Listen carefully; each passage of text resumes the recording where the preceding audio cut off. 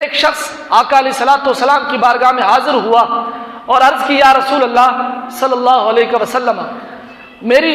بیٹی کی شادی ہے، میں اب اس کو اپنے شوہر کے ہاں بھیجنا چاہتا ہوں، لیکن میرے پاس کوئی خوشبو نہیں ہے کہ جو میں اپنی بیٹی کو دوں، یا رسول اللہ آپ مجھے کچھ عنایت فرمائیں۔ علیہ الصلوۃ والسلام نے ارشاد فرمایا فی الوقت تو میرے پاس کچھ نہیں ہے، تم ایسا کرو کہ کل ایک کھلے منہ والی شیشی لے آنا اور ایک درخت کی لکڑی لے آنا۔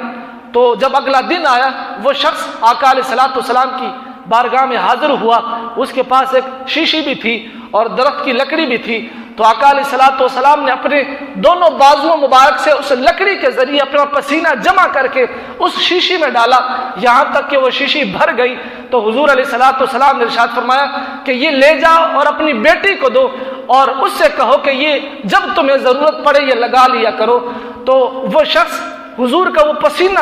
لے کر اپنی بیٹی کے پاس گیا اور اس کو دی۔ آقا علیہ الصلوۃ والسلام کا پسینہ مبارک، اور ان کا عقیدہ تھا کہ حضور کا پسینہ ایسا خوشبودار ہے کہ کائنات میں ایسی کوئی خوشبو ہی نہیں ہے۔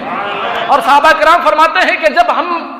حضور علیہ الصلوۃ والسلام کو تلاش کرنے کے لیے نکلتے تو ہمیں کسی سے پوچھنے کی ضرورت نہیں پڑتی کہ حضور کہاں ہیں، بلکہ جس سمت ہمیں خوشبو کے پیچھے چلنا شروع کر دیتے یہاں تک کہ ہم حضور کے پاس پہنچ جاتے۔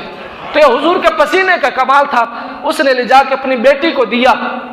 تو وہ لگا لیا کرتی تھی، تو مدینے میں سب سے زیادہ اسی گھر سے خوشبو آیا کرتی تھی، یہاں تک کہ اس گھر کا نام یہ پڑ گیا کہ یہ خوشبو والوں کا گھر ہے۔ تو یہ میرے